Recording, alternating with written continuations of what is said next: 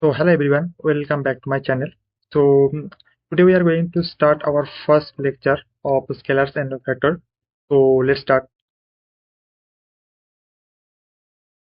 So here is a quick recap of the previous lecture. In the previous lecture we talked about the parabola. In the parabola we see a formula, its a diagram, its a graph. In ellipse also we see a formula, standard formula, graph, example. Circle we also see a formula, example. Exponential function we see the value of e. Then in exponential function we see that different example. Then its application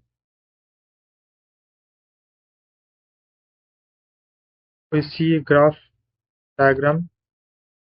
In the differentiation we see formula, their application. And maximum minima, the how we can find this maximum and minima using the differentiation. After that we come to the integration. Here we see the formula, we see the concept behind the formula and the whole integration, that why we use integration, what is the application of integration in physics. So then we see that application of this formula. So this is all about the yesterday's class. So now we are going to start our today's new lecture, that is scalars and vector. So now come to the next slide. So today we are going to see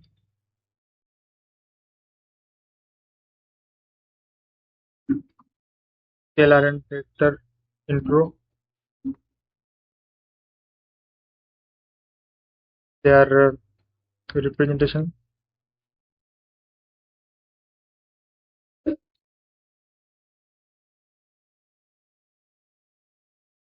example, and then we see that angle between two vectors, that how we can find the angle between two vectors. After that we see some application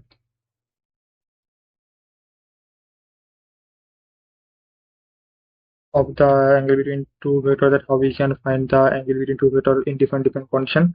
After that we are going to discuss the types of vectors,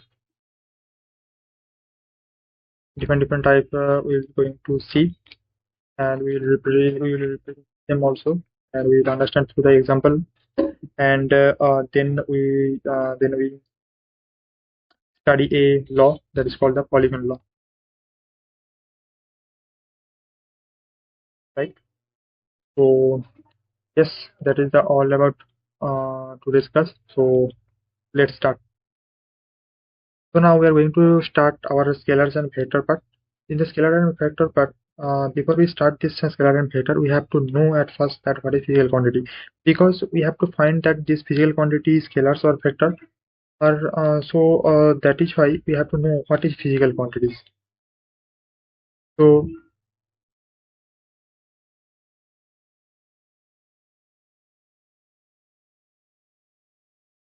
physical quantity is nothing but which can be measured.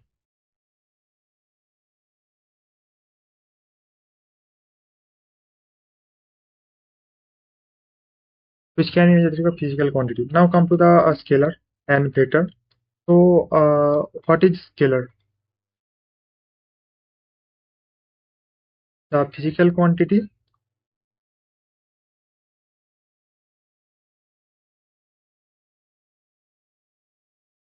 which can be described to magnitude.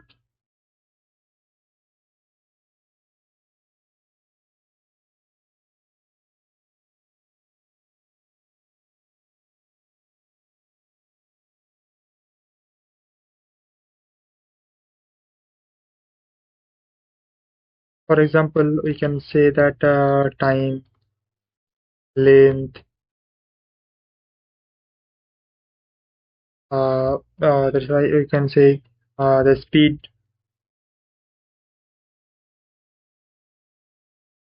so etc. etc. Now come to the vector.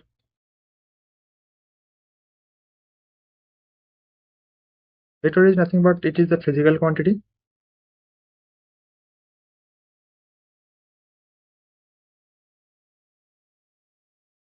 which has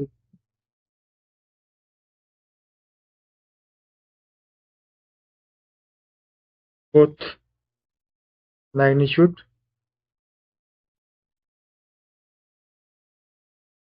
direction, and they follow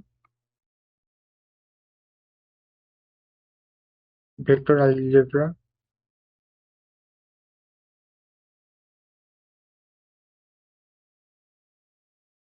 Okay, so what is the difference between the scalars and the vectors? Scalars that only have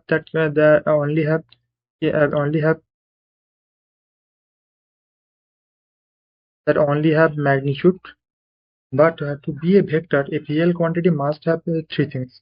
At first, it should be the it should have magnitude, direction, and it must follow the vector algebra. Why this is important that it must follow the vector algebra? So for that, we have to see a very important thing that all physical quantities that have direction are not vector. Why? For example, if we take the electric current, right? If we take the electric current have the direction. It has also the magnitude also, but it is a scalar quantity. Why?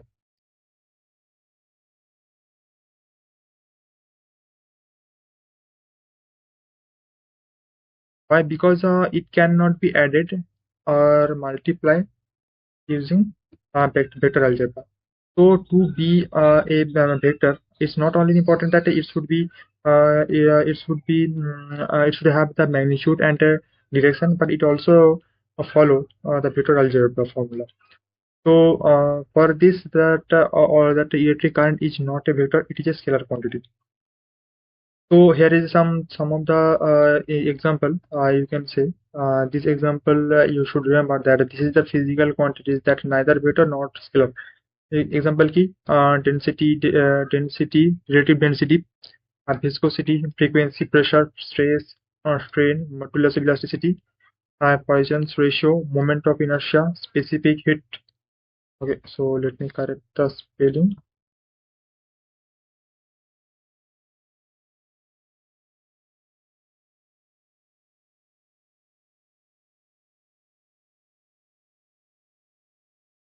Specific heat, latent heat, and spring constant, then loudness, resistance, conductance, resistivity, conductivity, capacitance, induction, reactance, impedance, permittivity, dielectric constant, and permeability.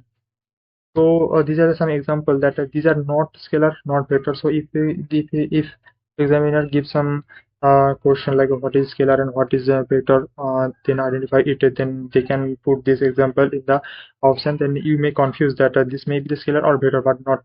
It's like these things are not in the scalar, not in the vector format. So they are only physical quantities. So this are the physical quantities. Okay. So now let's come to an example at first to understand the scalars and vector more easily. So let at first take a block, take a two block. Okay. So in the first block, I apply two force from this direction, right? But in the second block, I apply two force in the opposite direction, right? So let's suppose it is force F1 and F2. Here it is the force F1 and F2. So before that, here I don't give an example. Here you can write the example like velocity, force, acceleration, and etc. etc. Okay. So now here you can see that here is the two force apply on this block A. There is a two force apply in the opposite direction in block B. So here you can see that that what is the resultant of this two force. So here anybody can say that the two force apply here on A. There must be sum of these two factors. The resultant will be the sum of these two force. But here anybody can see and tell that here the force will be applied. It will be the subtraction of 2. Why? Because simple that here the vector, the magnitude is the same. If it is 10, if it is 20, here it is also 10 and 20. The force apply on this block A and force apply on this block B is same. They are 10 and 20. There is also 10 and 20. But the difference between block A and block B is that here the direction of the two force in this direction. In the block B, the direction of the two force is opposite direction. So as it is opposite direction, so that is why it is a minus, and it is the same similar direction, so it is the +1. So that is why in the vector direction is very much important. So magnitude is same, but due to the sign change, due to the direction change, the whole magnitude, resultant magnitude can be changed. So okay, so this is the all basic things about that. Is the importance of the direction in when we consider it is a vector quantity, and when we consider it is a scalar quantity. So now let's come to that how we can represent a vector.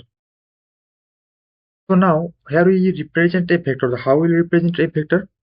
So first of all, there is two methods to represent a vector. First of all, it is the analytically method, and the second is the dramatically method. So first of all, analytical method. In this analytical method, here we represent vector in this format. Like a force, we make it like this. Velocity, like this, and similarly we can do it acceleration also. So here in the vector representation, we just make the arrow. So here this arrow mean that if is the value, arrow mean it has a direction. So that is how we represent the vector format. So now let's take an example.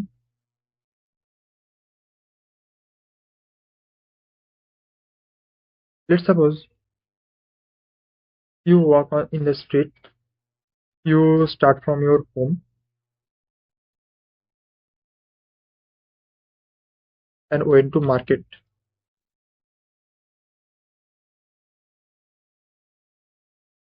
Your market is your market is east of your home. So you have to go from your home to market. So let's suppose your speed, so its velocity is 5 meters per second. So how you will represent a vector? We represent a vector in two ways. First of all, magnitude plus it must have a direction. These two things must have magnitude and direction, right? So so how we represent this example? So here the velocity will be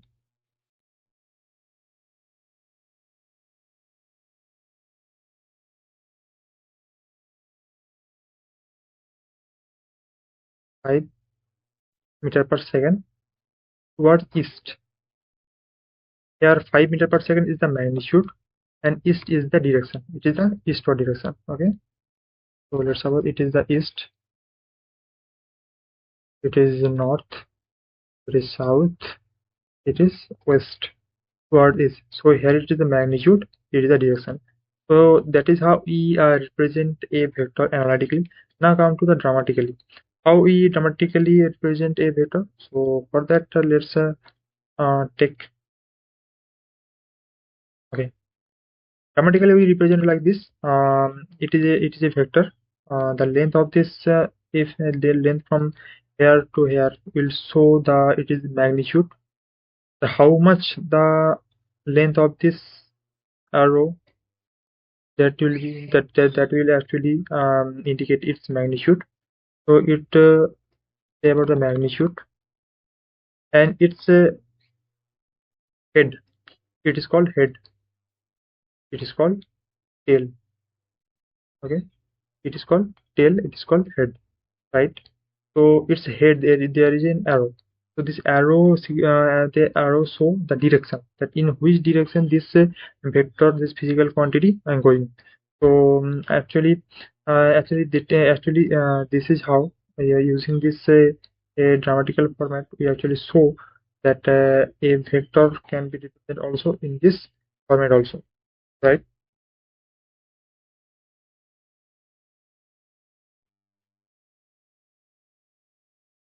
Length is equal to magnitude. Now take an example. Okay. Suppose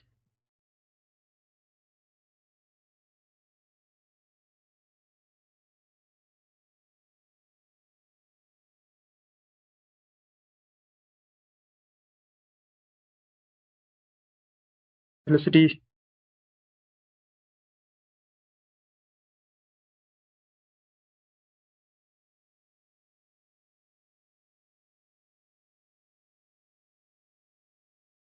toward east,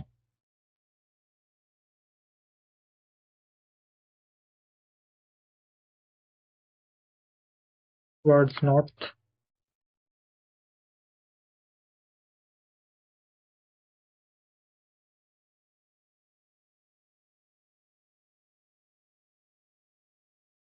It is the 60-degree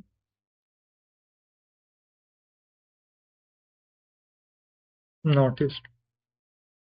So here you can see that each of the vector v1, v2, v3, it has magnitude, it has direction. It has magnitude, it has direction, magnitude, direction. Now we are going to represent it in the graph. Okay. Okay. So it will v1. This velocity v1 is east, towards east. It is the east. It is the north. It is the west. It is the south.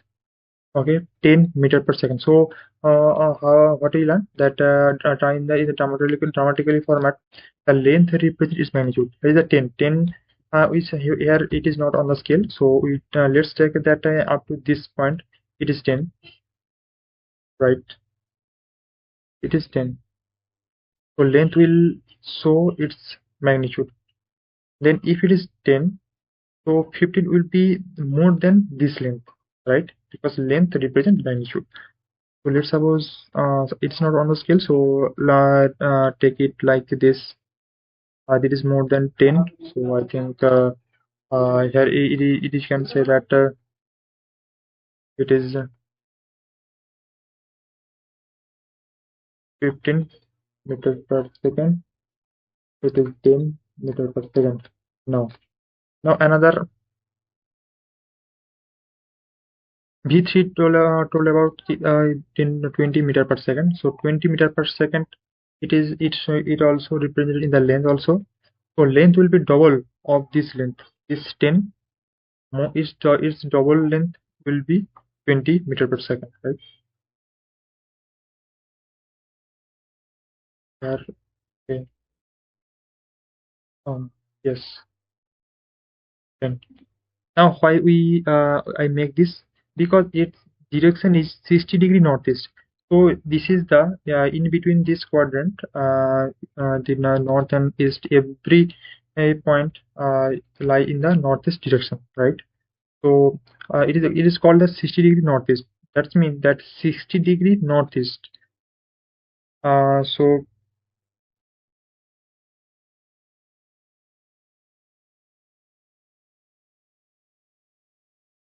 here if we take that difference from E, so then 60° will be counted from this east side, right? So 60° northeast, and the reference point is towards east. From east it is 60° northeast. So we take 60° from this from this direction, right? So it is a 20 meter per second. So I again repeat. Here's the first V1 told about 10 meter per second. 10 will be the length, and east is the direction. Here is the east is the direction, and 10 is the length, and 15. Then V2 is the 15 meter per second. It is in the north direction, so length will be more than 10. So it is you can say as here it is that 15 meter per second in the north direction, and in V3 is the 20 meter per second. 20 is represent the length of the line, and it will be the double of 10, and the direction will be 60° northeast, and the direction will be counted from the east direction, because we take here east as a reference point. So yes, how this is how we represent the whole things, right? So now let's come to the angle between vector. Now let's come. So now let's find out that how we can calculate the angle between two vectors. So angle between two vectors, that how we can represent the angle between two vectors. So for that, let's at first take an example. Let's say that this is vector A, this is vector B, right? Vector A and vector B. Let's suppose the angle between vector A and vector B.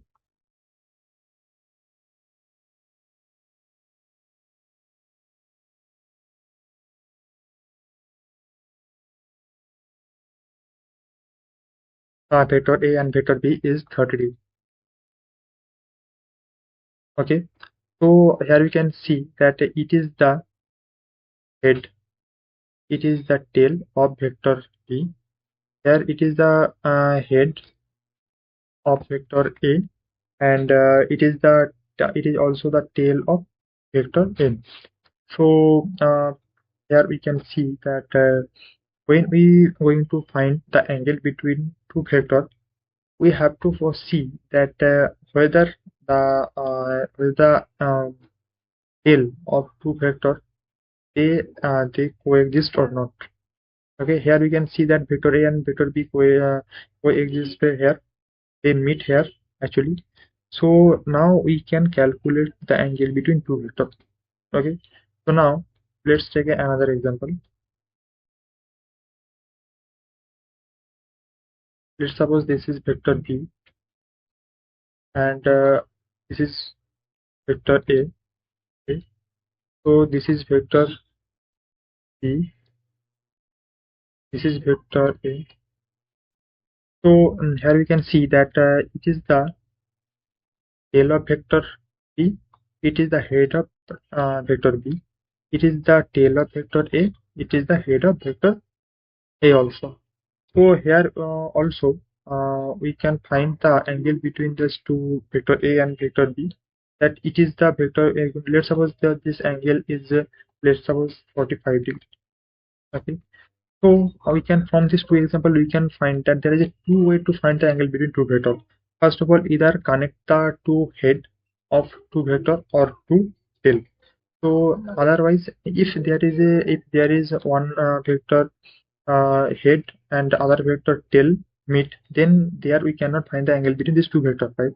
So this is the two method that any vector, if we find the angle between these two vectors, we have to at first make to meet them at, it should be either tail or head. So at first we have to connect them, connect their head in a point or tail at a point. Okay, so and that is how we can find the angle between two vectors. So after that, now we can note it that to find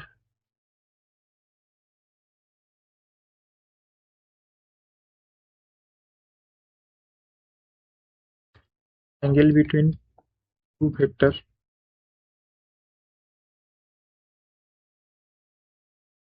At first, see whether their head or tail meet at the same point. At the same point or not. If their head meet, not only head but also tail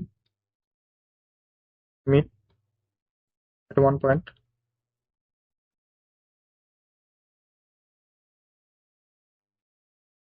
we can find angle between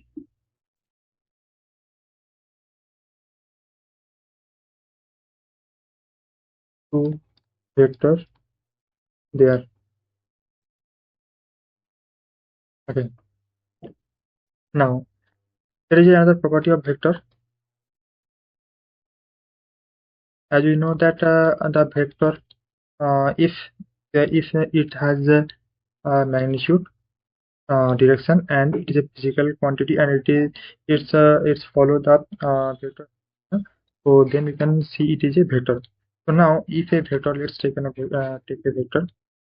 Okay, so let's suppose it is a vector. Okay, so now if I move this vector here and there and in everywhere, so if we move this vector from here to here, is its length change? The answer is no. If we move from here to here, the direction of this vector is changed? The answer is no. So when we change the position of any vector, if it's a first of all length, I mean magnitude and direction is not changing, the physical quantity remains same, and it's follow the same algebraic formula, then the vector, initial vector, the starting, here we take the initial vector right now. Here we take the initial vector, that initial vector, and the other vector, when we move it from this place to another place, then both vector will be same. Okay, so here is a star mark point, that is called property, that if we shift one vector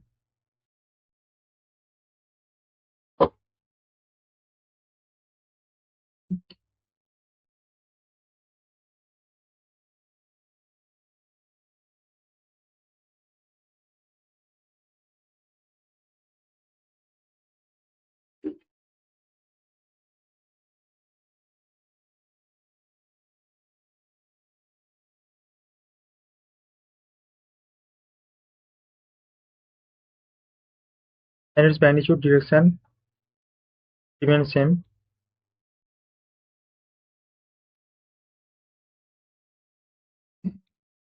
then the vector will remain same. Okay, so this is the important point. So now let's take another example. Let's suppose this is vector A. Let's suppose this is vector B. This is the first example. Let's take the second example.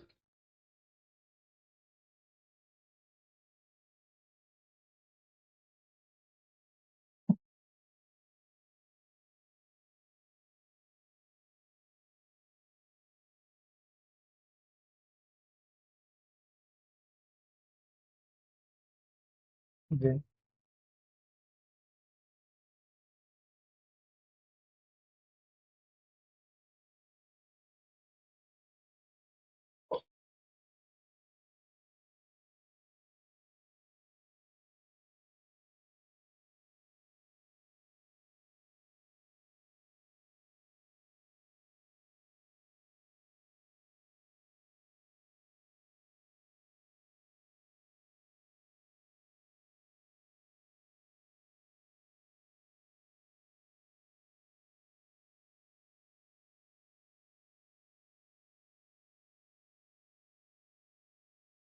Okay, at first let's take this two example at first. So in the first example, as you already discussed, that the angle between this the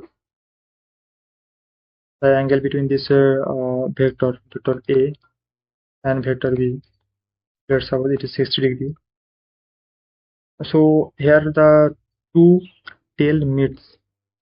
So here we can easily find out the angle between vector A and vector B. So if we take the second example, here the two tail meet. So here we can easily find out the angle between the two vector, let's suppose vector A and vector B, right? So now here you can see in the third example, here you can see that the two vector A and vector B,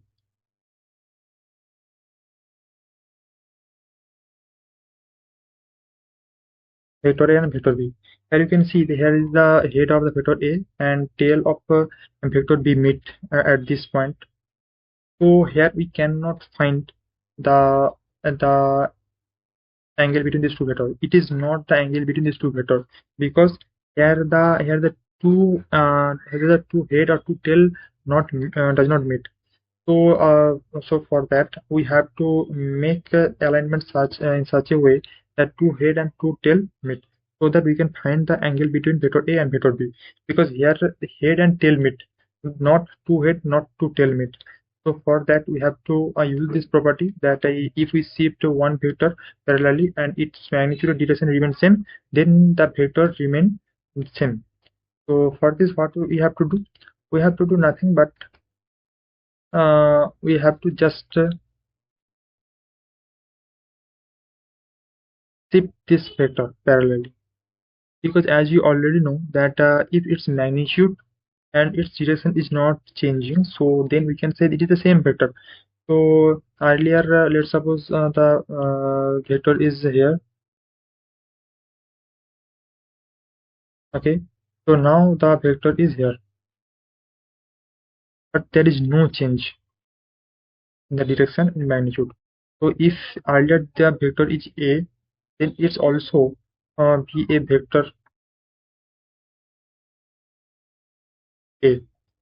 So now we can see that here the two tail meet, vector A and vector B, two tail meet. So now here we can find the angle between these two vectors.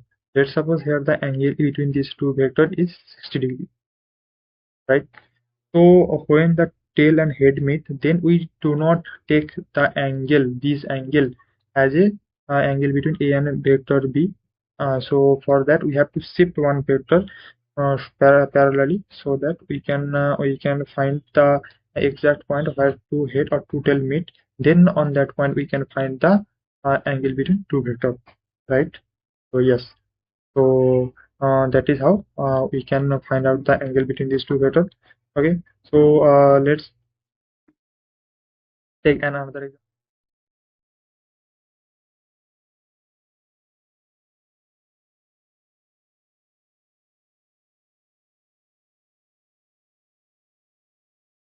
Let's suppose it is a vector A, it is vector B,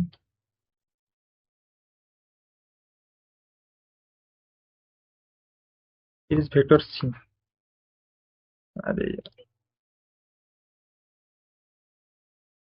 Right, vector A, vector B, and vector C.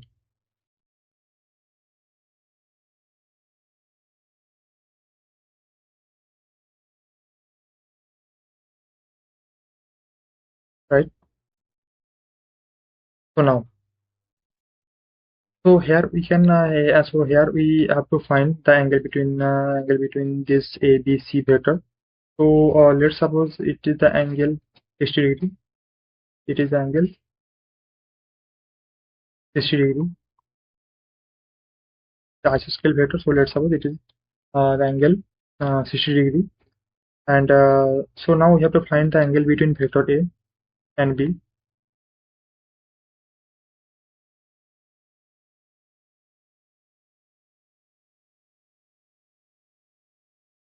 angle between vector A and C, angle between is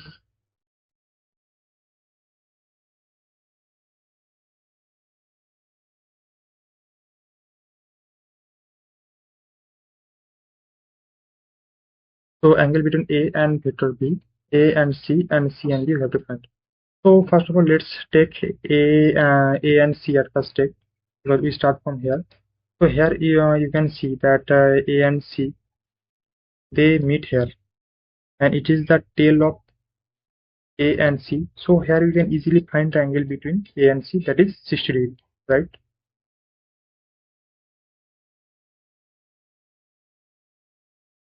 Here in the A and B, now come to this point. Here, if you can see here, the angle between A and B, here you can see that it is the head of vector A, it is the tail of vector B. So here, two head and two tail does not meet. So for this, we have to shift vector A or vector B, so that we can find the two tail meet or two head meet. So then we can say that this is the angle between A and vector B. So for this we have to shift. How will shift it? We will shift the vector, either vector A or vector shift.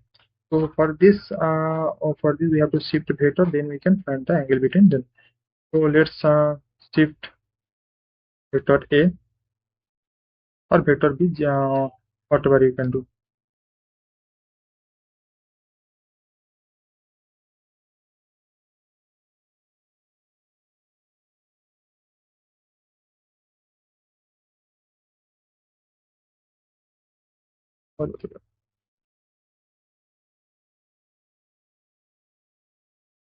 Okay. Uh,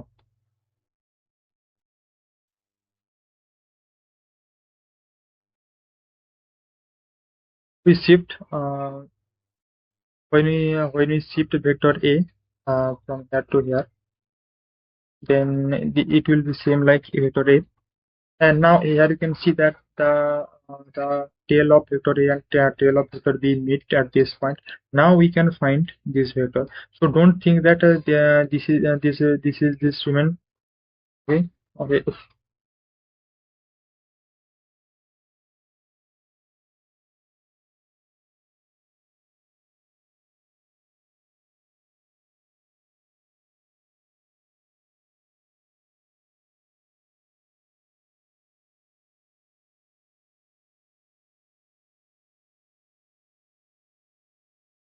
So it's not actually happening, right? Okay. So when we shift the vector A from here to here, so here you know vector here present. So now there is only two vector in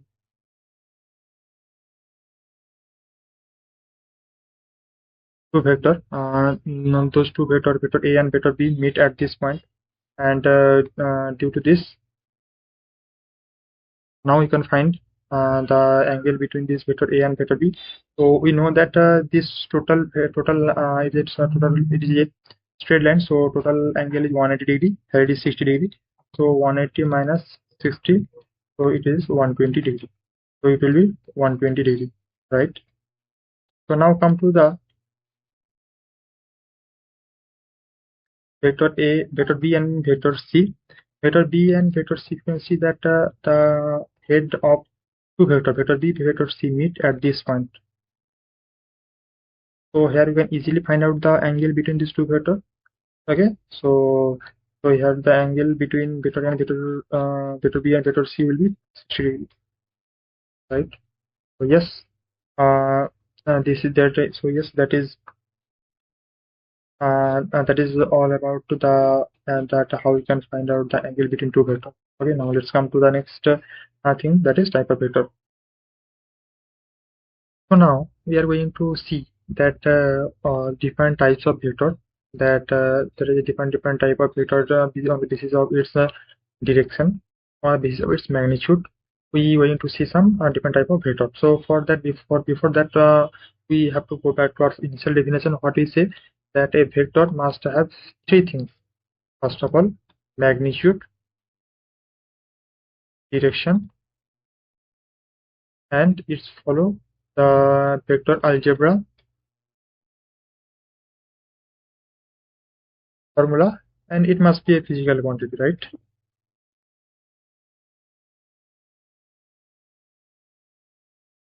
And that is the things that you must know.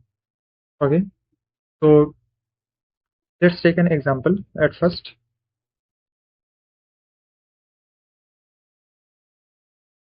Okay,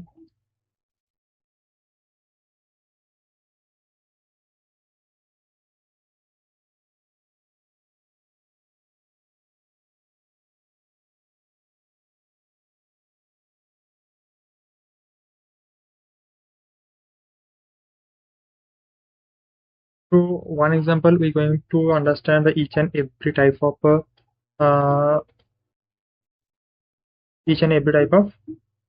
vector.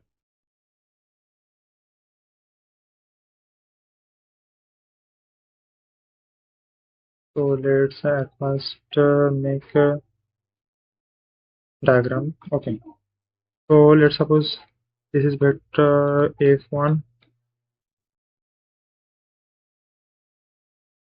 that is force.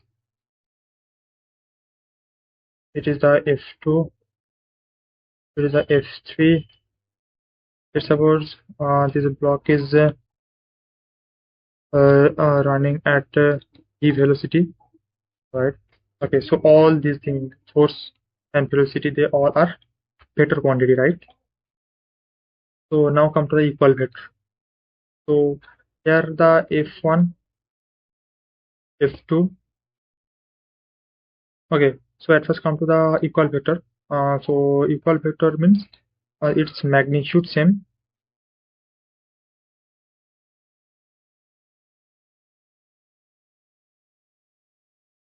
direction same,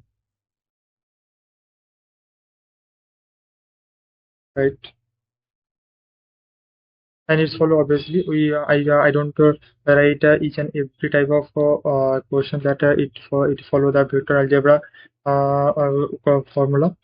So let's first deal with these two things, magnitude and direction. Okay, so here we can see that f1 and f2 both have equal magnitude, f1 and f2 equal vector. Why? Because their direction towards this direction, so their direction is same and their magnitude is same, so they are equal vector. Okay, so now come to the parallel vector. Parallel vector means their magnitude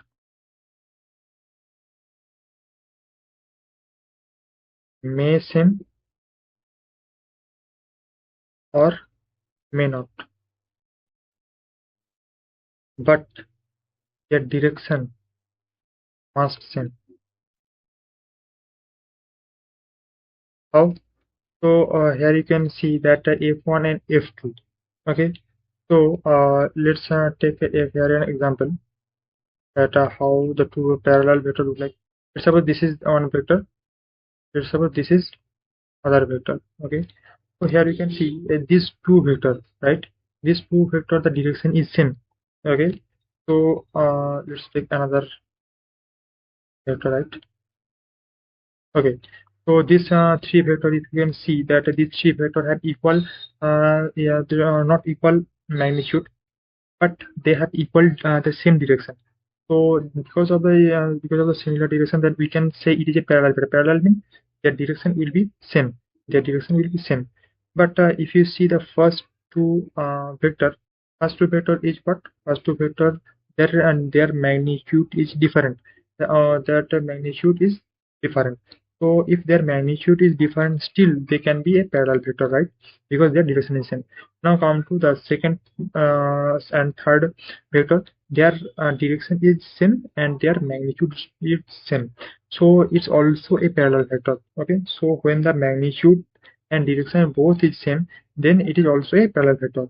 And initially we can see that in equal vector their magnitude same, direction same. So here from here we can say that that equal vector is also one type of parallel vector, because in the parallel vector definition you can see that there is the only one condition, that if the direction is same, then it will be parallel vector, and if magnitude is same also, then it will also be a parallel equal vector and as well as a parallel vector, right? So from here we can come to a conclusion that we can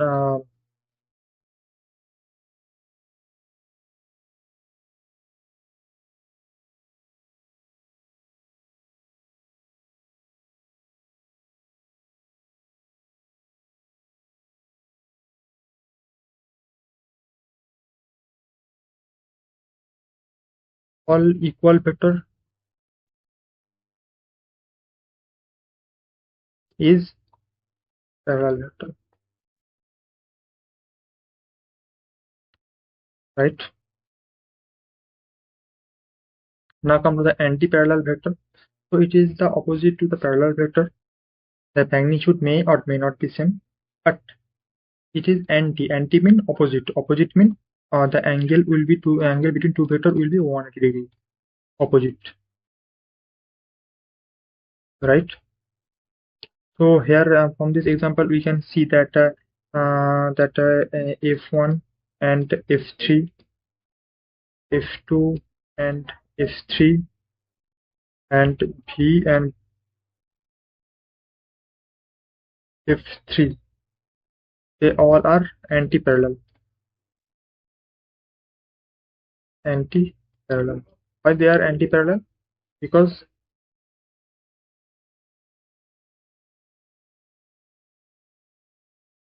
why they are anti-parallel? Because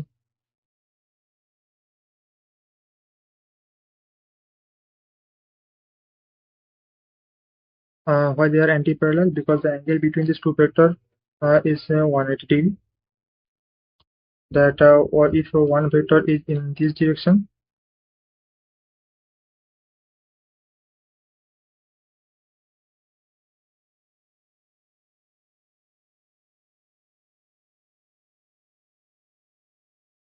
okay, the other vector is in this direction. So this is the opposite vector, 180 degree. So now come to the negative vector. Negative vector means negative vector means the opposite vector.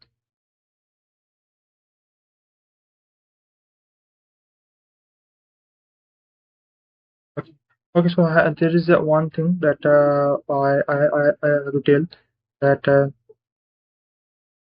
the anti-parallel vector is not like that always in this direction. If they are not aligned like this, this is also called be a and the anti-parallel vector. Though they are not meeting to each other, but their direction is 180 degree, so it can also be an anti-parallel vector. Now come to the negative vector. Negative vector is that if a vector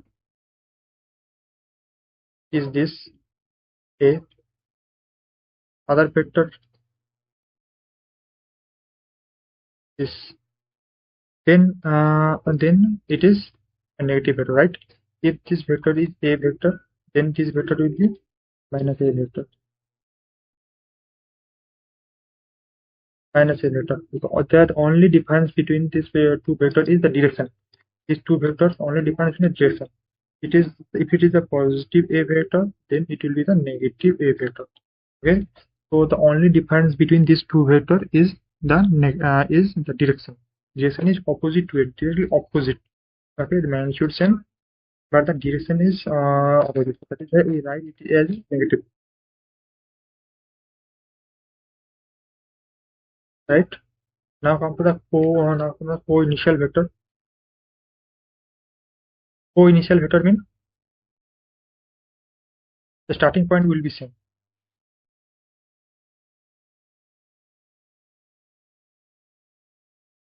So let's suppose this is vector A, this is vector B. The starting point will be same.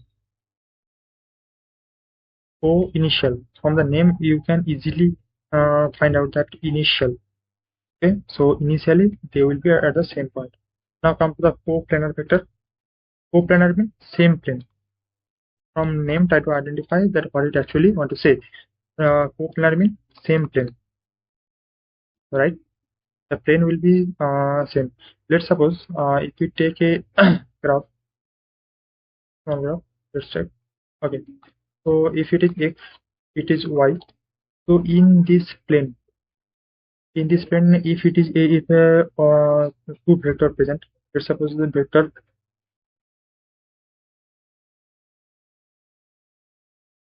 this was vector a and vector b present. So they and these two vectors a and b, they are coplanar vector, right? Okay. Now come to the orthogonal vector. Orthogonal, at first understand from the name that orthogonal means 90 degree. 90 degree, right? That means angle between two vectors will be 90 degree.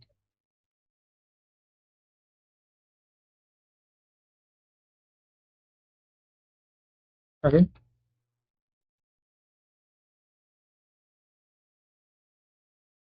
If it is vector A, it is vector B, angle between them is 90 degree. Okay. Now come to the collinear vector. From the name that one, collinear, in the linear line. Okay, a vector. Let's suppose if it is a vector, this, the other vector will be like this. Okay, so this is called collinear one in the same line. Yeah, linear one in the same line. Okay, in the same line, two vector continue, right? Okay, so the same line, these two vector will continue collinear.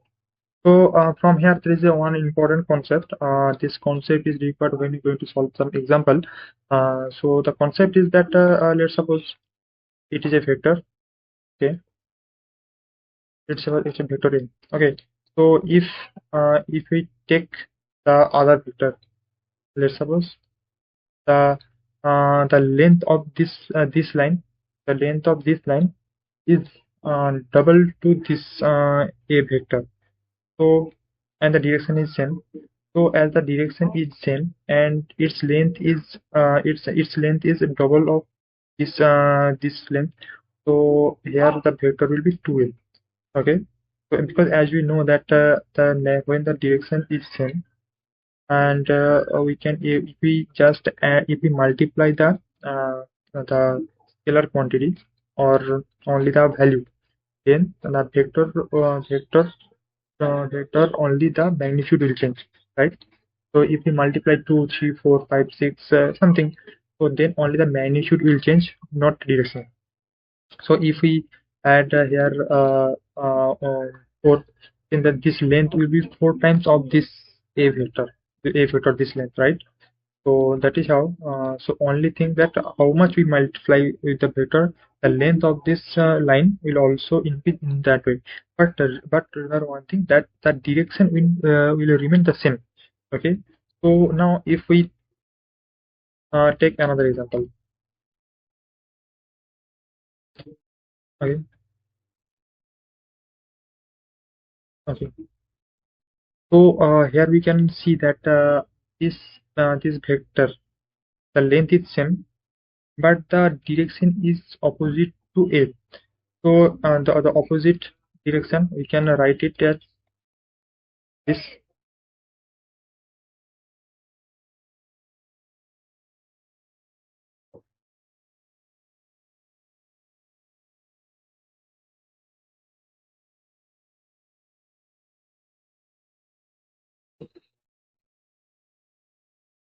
This vector. So here this minus signifies that the direction of this vector minus a vector is opposite to a vector, right?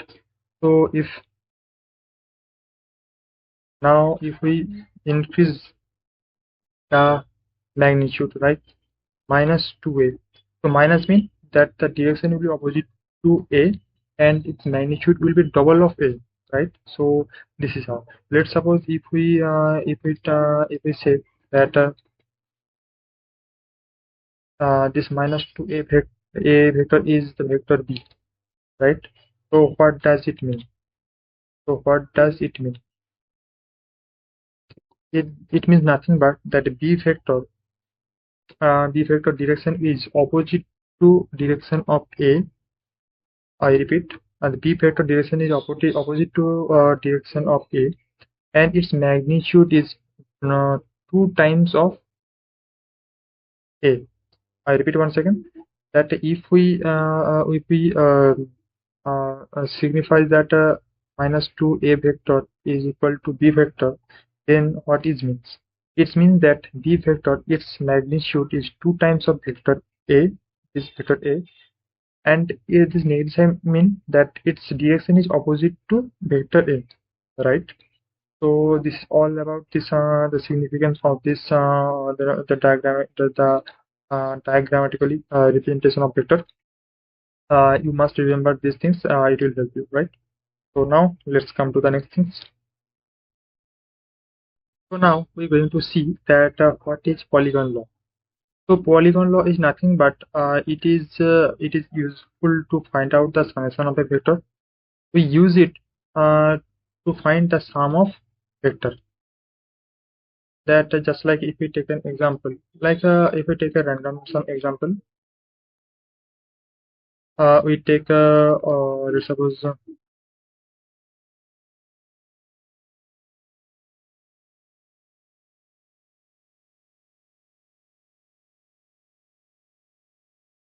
okay.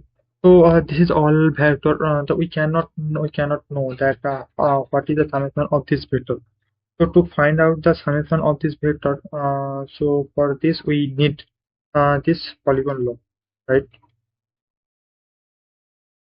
We need this polygon law that if we sum all this vector the present here a b c d cap not cap the vector sign then we can easily find out the summation of these two all these four vector. Then we all represent all these four vector by one vector, that is the summation of this all four vector, right? So now come to right. So for this, let's make a beautiful diagram.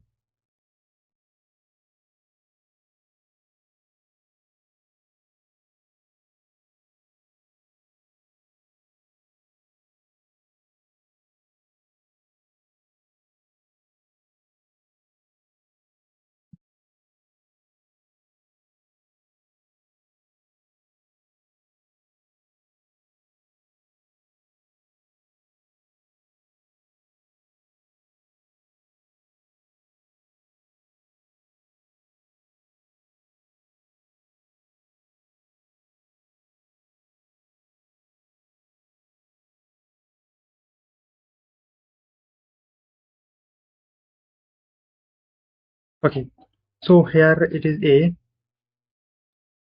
b c d e f g, right?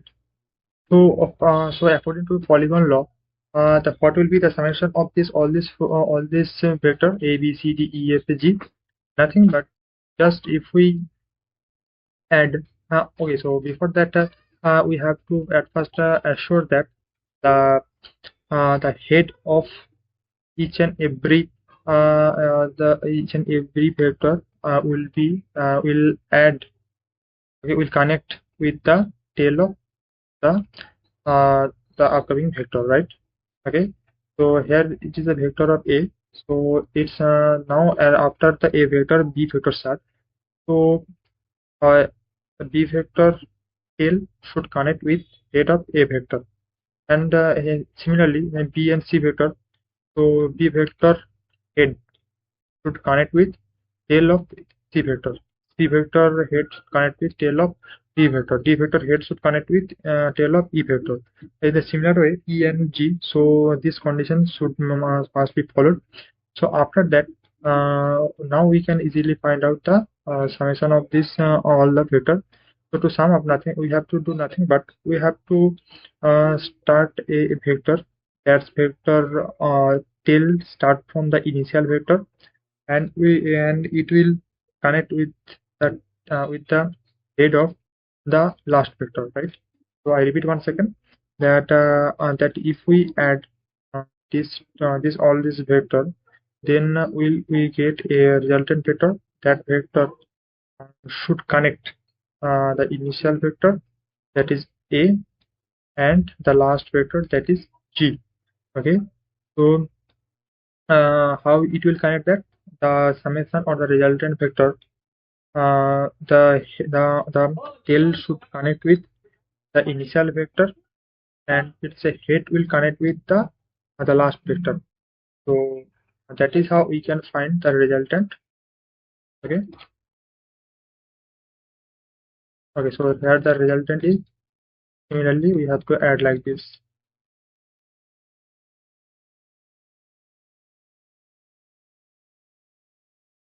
Similarly, so this is the resultant.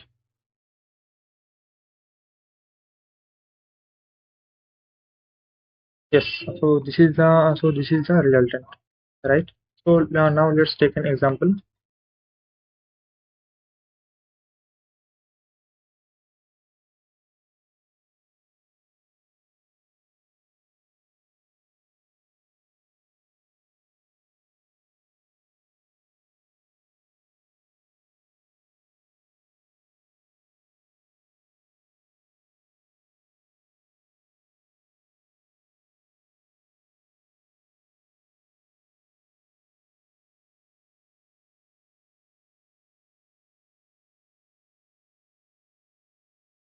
Okay, so take an example like this.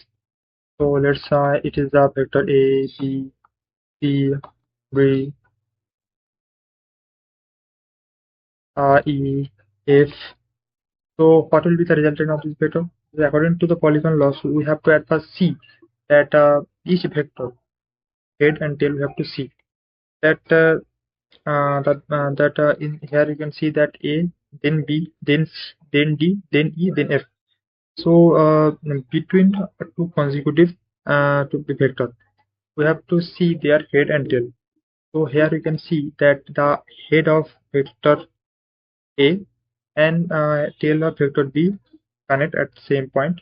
Here you can see that the head of vector A and tail of vector C connect at the same point. Similarly, C and D connect similarly, and D and E, and E and F. So now we can use here the polygon law, right? So for the polygon law, we have to take a vector and we have to add the initial vector and the last vector. How we can add it? We have to add this initial vector and the last vector by a vector, and that vector tail should start from A, and it will end at F. So here two tail connect, that is the resultant vector tail and a vector tail, and here two head, that is that is the head of vector F, head of resultant vector connect. So this is how we can find the resultant vector. So if we represent it, so it will be like this: A, B, C, D, E, F. Okay, so this is the things. Now take a one case study. Okay, okay. So there is a vector. Let's take, this is the another vector. Let's take, this is the other vector. Okay.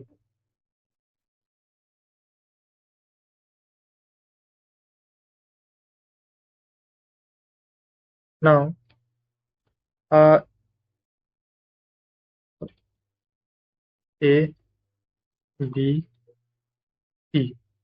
So so from here we can use the polygon law, because if we see that the condition to apply the polygon law, that it fulfill, because here you can see that head and tail meet.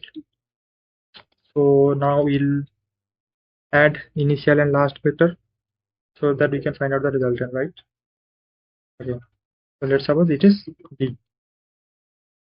So now we apply that A vector plus B vector polygon law apply for, then C vector is equal to D vector, right? So now from here we can do one more thing.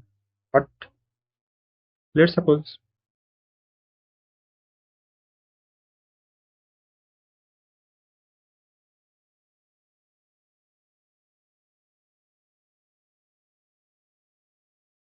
okay, uh,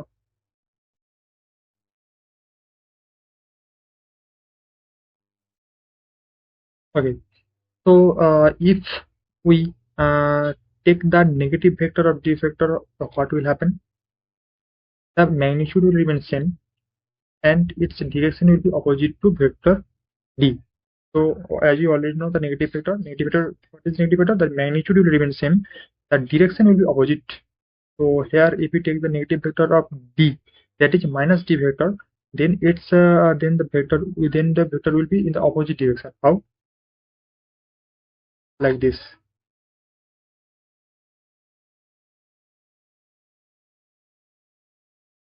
right? So now we can make it as a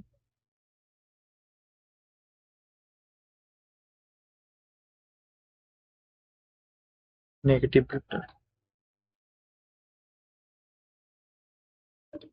right? So now this D will be the minus D. Now if we take minus D in the left hand side, then it will be A vector plus B vector plus C vector plus D vector is equal to 0, right? So now what is 0? That we know that from the vector property,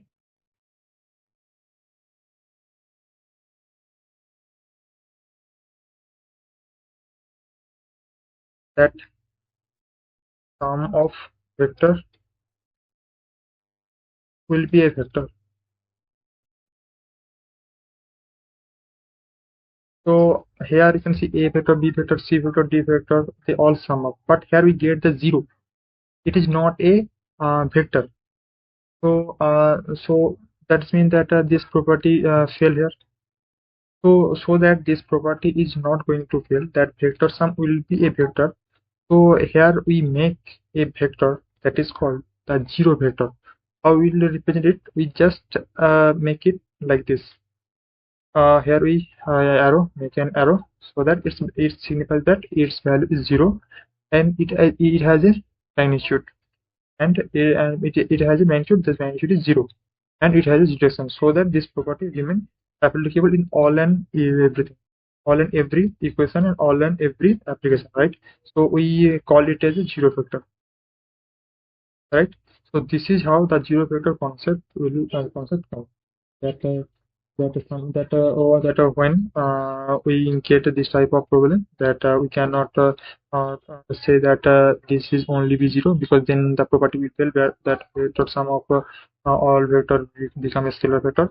So that this will not going to happen, so we create a vector that is called 0 vector, its magnitude will be 0. So this is the one method so that we can understand this 0 vector. Now we can make it make this case study in another way also. So how? So for that we take the similar example.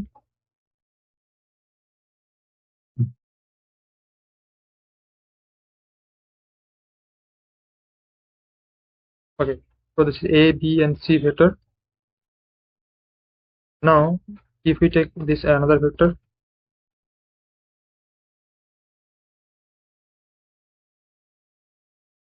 this is called A, B, C, and D vector. Okay, so here we can see that the condition is that we have to see the point where two vector meet. So each and every connecting point, we can see that it's follow the condition of the polygon law. But here you can see that the last vector directly connect with the first vector. So in between, there must be a resultant vector. So then we can see, then you can apply that what will be the summation of this vector. But if we consider that the resultant vector is just a point, whose value is 0, then we can write it a vector plus b vector plus c vector plus d vector. Then after that, we according to polygon law, we write here, it is write here the summation, that is the resultant vector. But here you can see that d vector and a vector, between d vector and a vector, that is last vector and first vector, there must be a vector, that is the resultant vector. That resultant vector value is nothing, okay, because they connect. So as the value is no value between the initial and first vector, that is why we make it 0. So you can remember this thing in that way also, that the first and last vector directly connect. So that's mean that there should be a resultant vector, but the resultant vector we cannot see because that value becomes 0. So here we can represent the resultant vector like this: a, b, c, d, and resultant vector will be 0 because we cannot see here, the value is 0. And as the summation of the vector of a, b, c, d cannot be a scalar quantity, so that is why we make this scalar quantity as a vector quantity. So that is a 0 vector, right? Okay, so that is all about the all type of vector and the polygon law. So next day we're going to start our triangle law, which is based on this polygon law. Okay, now come to the summary part, that what we see in today's class.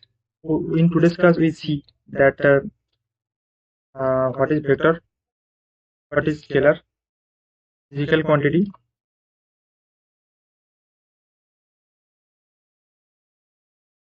we see the definition, we see the physical quantity, that which physical quantity is a vector quantity or a scalar quantity. We see a lot of example over here, and then we see the representation.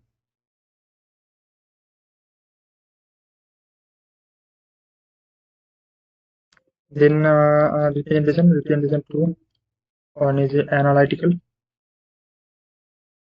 and third is diagrammatical, right? And then we find the how we find the angle between two vectors, that how we can find that which angle we should consider when we calculate. So after that, we see its application. Example. Then we see the types of vector. The types of vector, we see that the equal vector, those which magnitude and direction is same. Collinear vector, or collinear vector, which is in the same line. Coinitial vector, the two vectors which start from the same point. Parallel vector, the two vectors are parallel to each other. Anti-parallel vector, when the magnitude may or may not be same for the parallel vector, but their direction is opposite. Okay, now negative vector is the opposite to the opposite vector whose magnitude is same, but the direction is totally opposite. That is the angle between, you can say it is the 180 degree. After we see that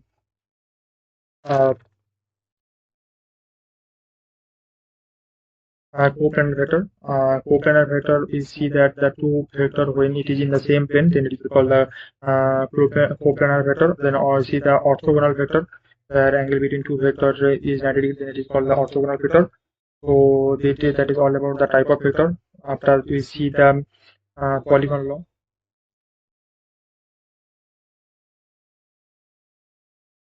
Here we see on a case study. Here we see the case study. From there we can find the zero vector, right? So yes, that is all about to discuss. So if you have any doubt, so you can comment in the comment box. Then I will try my best to resolve your doubt. And next lecture will be on the basis of scalar and vector. We will start triangle law. Then we solve numerical.